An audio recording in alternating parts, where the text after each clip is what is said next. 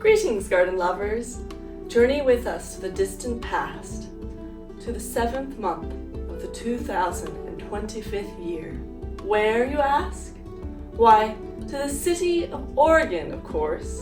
It is there that a rift in the order of things has split open, and what has emerged out of the clay is a villa the likes of which Da Vinci himself would have fawned over.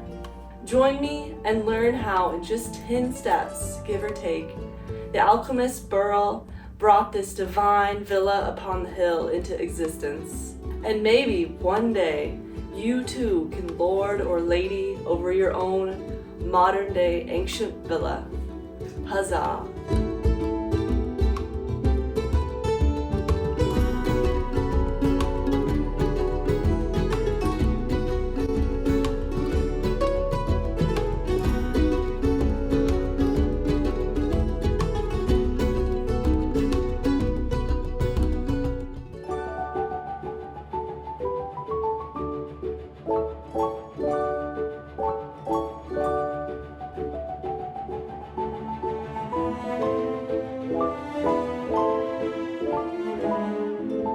We didn't like this property when we looked. Really? We looked for 2 years and never found anything that we liked. And so finally, this was in probate, and we lost the property that we thought we were going to be able to get, and they sold it to somebody else. And we were like, so my wife says, why don't we come back and take a look at this property again? And went, okay.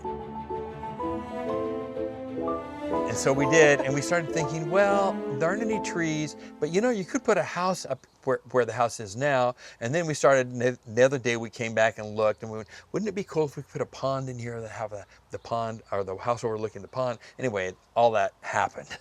And so, it's so funny that, you know, you created this masterpiece of a property and you didn't even see the potential when you first saw it. Yeah, we didn't have any master plan at all. It was just one inspiration would lead to another is how it worked for Interesting. us. So I don't have the ability to, like a landscape architect, sit down and envision the whole thing and draw it all out. Oh, I can't do that. So you weren't like, I'm going to move to this place and create this beautiful villa and have a pond and... Oh, no. Like I say, one inspiration leads to another. And fortunately, it's all worked out. I mean, sometimes, you know, you start on something and, oh, that was a mistake, and you have to tear it out and do it over again or do something different. We haven't had to do that. Everything's kind of just moved together. So we felt pretty fortunate about that.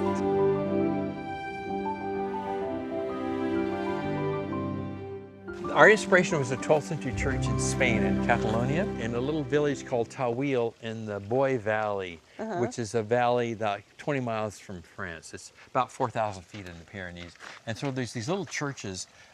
We got inspired, we heard this thing called the Ruta Romanico. It's a route, or a... Is it like the Camino de Santiago? Well, not quite like that. It's you'd actually drive it, but there's all these little Romanesque churches that most of them were built in the 12th century. And they're actually smaller than this house. And so our inspiration was one of those. And it ends up to be, we found out later, the most famous one in this little village. And anyway, we just absolutely love them. So we spent, I don't know, 6 months or a year designing this to get it. So it didn't look like a church, but still had some of the characteristics of it. Yeah. So it's a style called Lombard Romanesque style. And so it actually originated in northern Italy and then moved through France and then into Spain in the 1200s. We chose plants that grew fast because when we bought this property, there was no trees on it. There was no nothing. It was just a hayfield. So you wanted to create some fast growth between the road here. Is that why you chose eucalyptus? Yes. So we chose eucalyptus. We chose, these are called Aussie willows. It's actually hybrid willows that grow really fast. They can grow like 10 feet a year. And so we wanted things to grow fast because it was just a hayfield. There were no trees, and we wanted trees. So the eucalyptus, I planted when they were like 2 or 3 feet high. Oh, wow. And so you can see how big they are now. And these I planted as cuttings.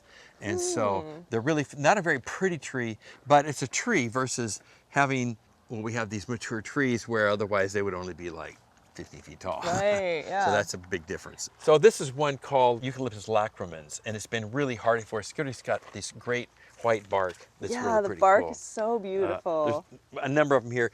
Originally I planted about, I don't know, 50 or 60. And about, I don't know, 20 or 30 different varieties. And they were all chosen from a guy that did selection for like frost pockets and really high altitude in Australia and Tasmania.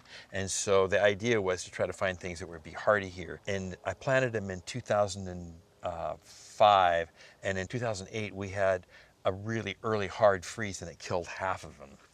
And then 2009 we had really deep snow that was early, and I lost another half.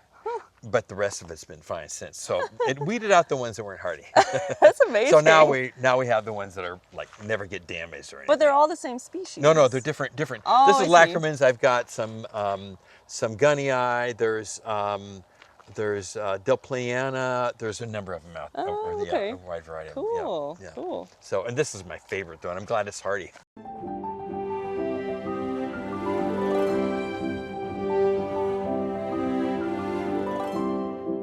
We got a permit to put these ponds in. We didn't know we were going to have any water, and the idea was we would use runoff from the house and runoff from the greenhouses to fill the ponds. And it originally, you have to have water rights here, and as a result, the water master comes out and says, oh no, all the water for Beaver Creek, which is the creek that runs in this valley, is spoken for. And he says, but I'll come out and take a look, see if there's any water that runs off your property. And he came out and he said, you know, there's no water that we can tell that runs off your property, so we're going to give you a permit to go ahead and build this pond. Well, we didn't know, so like 2 weeks later we started digging. And then it was like, this was in late or early October, and then in about December we had all this rain, and all of a sudden all this water, it starts coming down the hill across the pasture to the neighbors and completely fills up this pond and overflows, and starts to wash out part of it because we hadn't planned for that much water. And so anyway, we realized we had all kinds of water. So that was kind of cool. It's kind of like the idea, build it and they will come. Yeah, and that's exactly, the water came, and then eventually we'll see it, eventually I put in another pond, and then years later we put in a lower pond. Oh, this was the first pond that we dug, and then the first thing I started were the walls. We'll see in a little bit, and that wall there for that lower terrace, that was the first wall that we did, and that was in 2006. Oh my gosh. So it was before we had actually even a permit to build the house yet. Plan was for the pond was for irrigation, for the nursery. Oh. And so that was the plan. And then when we found out we had enough water, we went, well, this pond is going to be half empty in the summertime and be a mud pit. Let's see if we can get a permit to build another pond so we can use out of that and keep this one full. And then eventually we liked that one so much that we built the lower, we dug lower. Anyway, so that's kind of how it worked. So our inspiration was the 12th century church. Me and 5 guys built it. It took a little over a year to build. We used rock from a quarry at about, 15 miles from here. It's actually bigger than we thought it was going to be. You know, when you're designing something, you sort of go, well, how big should the rooms be? So we put out a garden hose out on the grass at our old place, and yeah, that's about right. And so, so this is what they call an ICF house. It's an insulated concrete form house. And so I wanted to do it out of that material because it's like 10 times stronger than a regular 2x6 construction. Plus it doesn't rot. And so, because the walls are like this thick, and so it's insulated really well, has an R value of about 50. So it can be 90 degrees out, it'll be 70 inside. And in the wintertime, it stays very warm. We have a hydronic heating in the floor, so all the floors are warm. So if it's like, the colder it gets outside, the warmer does the floor get to keep the temperature at about 70, about this high. Amazing. So if you're cold, you just come in and take your shoes off, and the floor's like 80 degrees. So this works out pretty good. So we worked on this. It's like I say, the walls are about not quite 18 inches thick or so, and it's styrofoam that's hollow in the middle. That you put rebar, you glue it together, and you put rebar in it and fill it full of cement. So it's super, super strong. And then we face the outside with stone. And originally we didn't have this tower, it was just a chimney. The real church has a tower that's like 2 or 3 times this tall. And we never even thought of putting in a tower. And then we were actually down in Santa Barbara, and we happened to look up and see the Montecito Country Club, and they had this really nice tower going up. All of a sudden we went, because the plans were already done, and we went, we need to get rid of that chimney, and we need to put in a tower. And so we did, and we're really glad we did, because the biggest thing we wanted was this turret over here, this round turret. But that doesn't get as much notice as this. So yeah, I mean, you can see it when you're coming up the gate. Yeah. Like I had to stop and like because the sun was just hitting it perfectly. So yeah. you really did good. And adding that owl, is that kind of a traditional thing? Well, no, I was trying to scare the starlings away. Oh, The starlings okay. want to nest in the tiles, and so it worked for about a day or two. And you have a moat. Yeah, a little moat.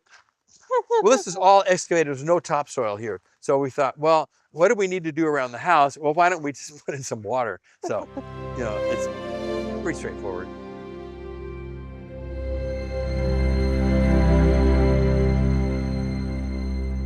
This is what you call an ermita. My inspiration was the Penha Palace in Portugal, outside of Lisbon. And so it combines what they call Mejahar architecture, and it's a cross between Moorish, like what this is, in this case Gothic, so this is part of the cathedral thing again. And so it's Western, and these are some Moorish capels I got in Granada. And these were plaster of Paris, and I made a mold of them and poured them in cement. And these were an arch that I got in Granada, and then I made a mold and put two of them together to make the Moorish art. So anyway, those were really cool. My wife did the stained glass windows. And I mean, did you design it for acoustics? Because you're a huge opera fan, right? Oh yeah, no, I mean these things just do that. Yeah. I mean, so no, I didn't do it for acoustics at all. But have you heard opera sung in here? Not in here. I don't think it's big enough. I mean, I don't think so. Or maybe it would be too good and you'd be blasted away. I think you'd be blasted away. Yeah, this is another little building I made. So this is out of broken concrete. And originally the plan was we were going to raise sheep because my wife and I really like rack of lamb. And so so I was just going to be a sheep shed. And then eventually what happened was, as I was about 3/4 of the way done, I remember when I was a kid, we had sheep. And remember, we get so attached to the little lambs, and I realized, there's no way we're gonna eat these. So now it's just a storage area. People have weddings, they do stuff in there. People will have wine or picnic here. And we should probably go over and take a look at this. This is Eden Climber Rose, and it's on a couple that I made from a fiberglass tank. The end of a fiberglass tank. We couldn't find the color tile that we wanted, and so we ended up making the tile. And I had a kiln, and then the inside there's a Gothic cathedral that we visited in La Grasse in the Languedoc in France, and the inside of the cathedral is this blue with these gold stars. And we went, we've got to do this. This looks so cool. So beautiful. So you can see, this is actually the fiberglass tank. You can see that it's cracked and stuff. It's not perfect by any means. So was it just a used tank? Yeah, it was a construction site, and it was broken off, and I ended up cutting it so it was smooth. And then all we did was we poured the columns and the capitals, and then put rebar to support it, and then we put plywood between it and support it like that, and we poured the ring, and the ring that's what holds everything up. It's such a perfect view of the house from down here. So. And you mentioned this rose too. Oh yes, Eden Climber. It's probably one of the most popular roses, a double rose. Beautiful. Not very scented right now. No, but the rose. I mean, we have more than we should have here. Really, I mean, we're kind of overkill on the Eden Climber, but it is a really nice rose. So I should have mentioned some plants. This is yucca rostrata. It's one of my favorite yuccas. That's perfectly hardy here. Actually, it's hardy in Denver too. And it looks like it. It bloomed last year. Oh. Yeah. What, I thought they died after they bloomed. No, that's agaves. Oh, okay. The yuccas are fine. Oh, wonderful. They just keep blooming. A lot of times they will branch. They'll branch, but this one didn't. Which I'd rather have it not branch. Really? Yeah. Did you bury it more? Did you fill it up with? So this is really heavy clay. This is all excavated. There's no topsoil here. So I just put these boulders around it to make a raised bed. And just planted it right there. Okay. So this one I started from seed. Oh. And it's actually done really well. How old is it? This is probably about 10 or 12 years, something like that. Yeah. Nice. And cypress trees. Yep, Italian cypress. Pretty necessary for this kind of look you're trying to achieve. Yep. Well, I figured if you want a Mediterranean, you need Italian cypress and you need Phoenix canariensis, the Canary Island date palm, but we can't grow that here. It's too cold. What we can grow is Trachycarpus petunia, and so we grow that. It's not as grand as the Phoenix canariensis, but it's pretty cool. Yeah, I love your Catinus hedge too. It's nice to see. You know, you don't see that very often. Well, that's true. Catinus is, you know, it forms a tree, but it also makes a good hedge, you know, if you keep it trimmed. Yeah.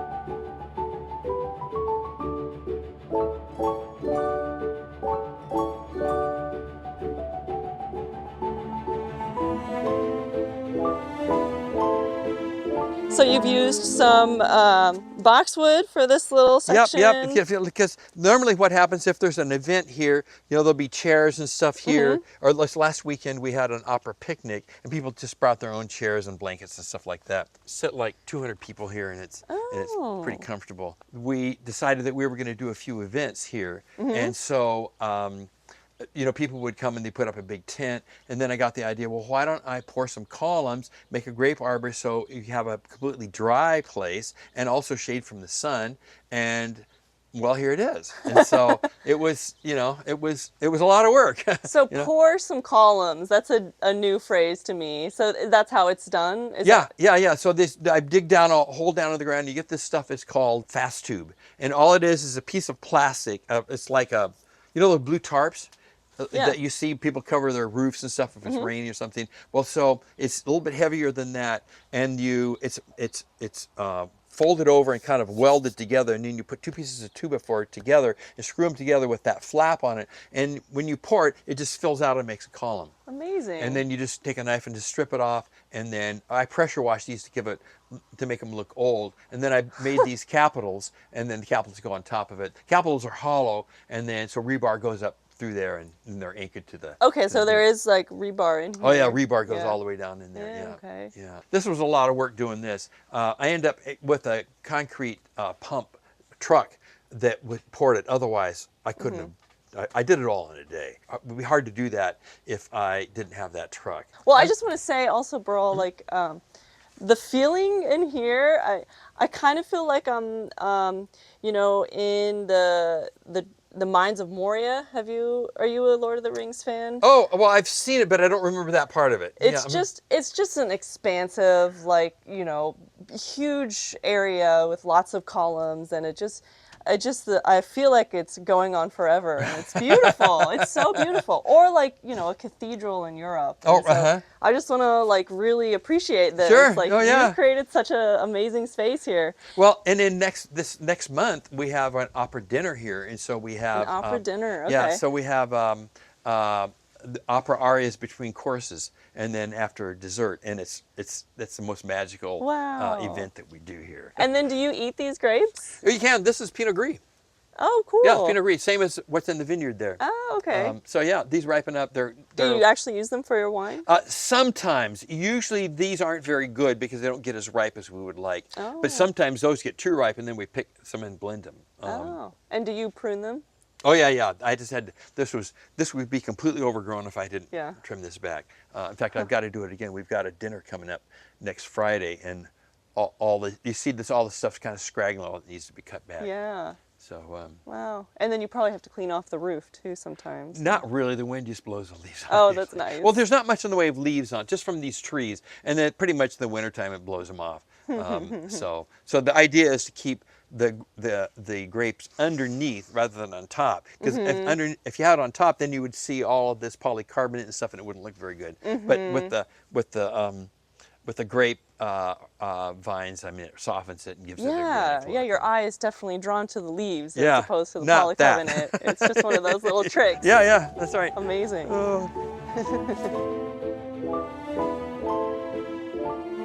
A friend of mine, Gerard, he actually has a property in the Loire Valley. And he is in contact with a small sort of artisan group that makes reproductions of famous statues. And these supposedly our statues are from Versailles, just outside of Paris. And so they're made out of limestone sand and white cement. If you get close, you can sort of see, they should look like they're 200 years old. And so I believe it. So you look, and this is not lichen or anything, but it looks sort of like you would expect to see lichen on marble. Yeah. Of course, the ones in Versailles are marble. Seems like to scale. I have a baby about this size. I am right now in the process of having these marble busts carved, actually in China, of what I believe are the world's most amazing people. So like going to have one of Plato, one of Leonardo da Vinci. That's actually coming this next week. Shakespeare, who else? Oh, Mozart. Across the way you can see these the balusters there and the plinths, and they'll go on top of those plinths, those little column things there. Well, it's cool to hear, you know, who's inspired you throughout your lifetime. Oh yeah. Philosophers, musicians. Well, and they're people that are like, builders. were exceptional humans. Yeah. You know, I mean, in terms of what they did, I mean, Leonardo da Vinci, how do you get more entrepreneurial than that, you know? Yeah. I mean, from his painting and sculpture to, I mean, you know, it's just all kinds of stuff, you know? Well, maybe one day there'll be one of you up No, here. no, not me, no. A humble man, I like that. My inspiration, I saw this dragon at the Yard Garden Patio Show. It's a big garden show that's, and they had one for sale. It was about half this size. Wanted $5,000 for it. I went, you know, I can't afford to do this. And I looked at it and I went, you know, I bet I could weld everything, but I don't think I could do the head. And so I asked them if they would make a head for me, and they said, And so I knew there was this place in Mexico, just south of Tijuana, in an area called El Rosarito, and they make all kinds of metal sculpture. So I went down there looking to buy a head. And I drove, they had all these little dragons. They were pretty cool, but they were too small and so forth. And everybody said, oh, well, just send us a picture, we'll make it for you. Well, it's a real hassle because you fly into San Diego, you got to rent a vehicle and get Mexican insurance and drive down there and drive back across the border. It's a lot of hassle. I thought, oh, I don't really want to do that. So I finally realized that's what I was going to have to do. The last place I stopped at, I was searching this, it was a big building that had all this stuff in it. I mean, it was all metal. And I looked and I saw, here was the head of a Tyrannosaurus Rex. And I went, oh, I can fix that. And so I just put some horns on it, made a long tail, put some bigger teeth. And then the rest of it I welded myself. And so, because I didn't have the skill to do the head. But this is just kind of a concentric pattern of those are welding just these pieces together. the scales. Actually, a friend of mine who is a metal sculptor has a plasma cutter, and you can just dial it in, and it will just cut all these, and they're all cooked together, and they just weld them in place. Very cool. And then it's kind of cool to see what the dragon might look like down the road. Yeah. Just be a nice moss-covered furry dragon. green dragon. Yeah, I love yeah, that. yeah. I mean, this is what makes you such an interesting man, Burl. It's like you Well, tell that definitely to my have wife. a playful, magical side, and so it's just so fun to see a place like this, but that also includes something like this. Oh yeah, you can have fun, you know. And the kids that come here love it. They go in the cave and they see. Yeah, so there's a cave too. So the little, actually, it's a little grotto that, you know, I sort of stole the idea from a lot of English manor homes that have grottos. Okay, and those would historically be used for like wine, right? No, Or- that was just to be part of the garden. Really? Yeah, just part of the garden. And there's some of them that they spent hundreds of thousands of dollars on, completely lined with crystals and stuff, and some like crystals to oh, look at this. This is last year's bee's nest. Ooh. Wow, Good thing that's not interesting. this year's bee's nest. Now, so this actually I made from, my neighbor had an old culvert laying in his field, and so I traded him some plants for this culvert. And then all I did is I put some concrete wire mesh on the inside, welded it to it, and then I started mixing up mortar and just throwing it against the wall.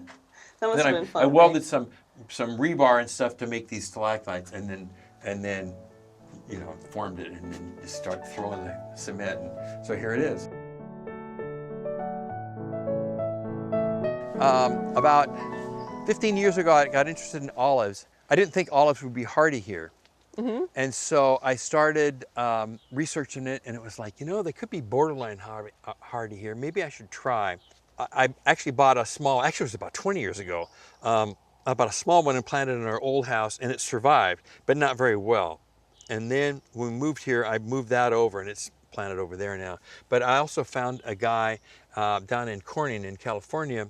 He bought this house, and it used to be an olive grove, and he wanted to clear some out. So I went down there and I bought a bunch of them, rented a backhoe and dug them, and got the semi flatbed, and we loaded them on there, and they brought them up here. So this one's about 90 years old now. Did you need just a giant pot to put it in? No, I didn't put it in any burlap or anything. I just dug them and set them on the truck. Oh. And so the root ball is maybe about 5 feet in diameter or so, and it's only like this thick. The roots don't go down very far. And so they're really easy to do. The big problem here is we have really heavy clay. To make sure I had good drainage, I dug the hole, and then I ran a pipe out the bottom of the hole that drains down slope. And then I backfilled it with really well-draining soil. Rain never collects in there. It can't collect because that pipe will take it out. Awesome. So that's the problem around here. This is really heavy clay, and so heavy clay and olives don't mix very well. Oh, okay. Did you have faith that it would all work out? Oh, I was hopeful. Yeah. But I didn't know if it was going to work for sure. And now we know, now olives are an old hat here. I mean, people are starting to raise them for oil, and each year, not each year, but on a hard winter, you get tip dieback like in this. So you get, this was probably from a couple of years ago, and it dies back, then the new growth comes out and it covers it up. And this needs to be cleaned up a little bit. There's a little bit of dead stuff in there. And so does it fruit on the new growth, or? No, it's on the last year's growth. Last year's growth. Yeah, last year's growth, yeah. So like this one, because of the dieback, is that not? Yeah, who knows, maybe it never got pollinated. Okay. This year we had so many flowers on the olives, and I thought we're getting a bumper crop, but I'm not sure. They're small right now. Yeah. I'm not so sure it's going to be any bigger than last year. But It looks like this side is doing so much better. Yeah, well, the problem, because this is a new thing, this top part died. And so what happens with olives, you can see this kind of dead ends here, because this is actually dead. So when I moved it, eventually that died, and so I trained this up. And so with olives, if they're not very vigorous, what you do is you cut them back, and then the new growth comes out and it's lush like this. But you can see this is not nearly as good. Theoretically, I should probably cut this off and try, but it's going to make it look so ugly for so long that it's like I probably won't do it. I'll just trim this up a little bit and take these suckers off. And maybe, or would you leave that? Oh no, on? you take those off. Oh, yeah, okay. you take all that stuff off. The olive will tend to grow as a shrub. As a shrub, yeah. right. And you really need to open it up and train it so you get some character to it. What I really like is, like the trunk, it gets all this the undulates. It's almost like, well, it's like a living sculpture. Yeah, so gnarled. So that's what's really cool about the olives, I think, is they're just so interesting. But very beautiful. So have you turned a crop into olive oil yet? Oh yeah. Well, usually I cure them, but last year we had so many, I took it to a place that had a press and pressed the olive oil. So we're actually really quite good. That's amazing. So very fruity. Well, olive oil grown in Oregon City, Washington. Yeah. Well, now a few people are starting to plant groves for oil. It's still a little risky though, isn't it? It is risky. A lot depends on how cold it is the first couple of years. So when they're small, they're not very hardy, but as they get older, they get much more hardy, and so then it's not an issue. But when they're small, it's risky. This is an olive tree that's from Lebanon. Oh. Is it naturally dwarf? No, it just hasn't been. It's not very old. Okay. And so originally, I was going to go to Lebanon. There are 3 olive trees there. They call them the sisters, and they've been carbon dated at 7,000 years old. So they're probably some of the oldest, if not the oldest, olive trees in the world. Every once in a while, you hear things about Greek olive. There's this olive tree that's 3,000 years old. Well, these are twice that old. Anyway, by luck, I just happened to find this guy on the internet that was from Lebanon that was introducing these trees from Lebanon in the same area that the 3 sisters grow. The 3 sisters were interesting because 7,000 years old, they're growing it at 4,500 feet. So it's really, really cold there in the wintertime. You see them with snow and so forth. Yeah. And so I thought, well, maybe they would be hardier than other trees. So this is called Baladi, and there's an Aroni back here. And so Right now it looks kind of like a shrub, and I'll eventually be trimming some of it off and start to train it like a tree. Wow. And do you have to water these at all? I haven't watered these yet this year, but I need to water them this week. But that's amazing. You haven't watered them at Yeah, all. no, water, It's like they're fine. I noticed that you have the vineyards right on the other side. Like, do you even have to water those? Oh, no, you don't have to water those 'Cause either. In Oregon, well, some people irrigate their vines, but what you really want is the vines to go really deep. And if you don't irrigate them, they're going to keep searching for water. I mean, when they go really deep, you end up with more complex flavors and their wine. And so that's really Amazing.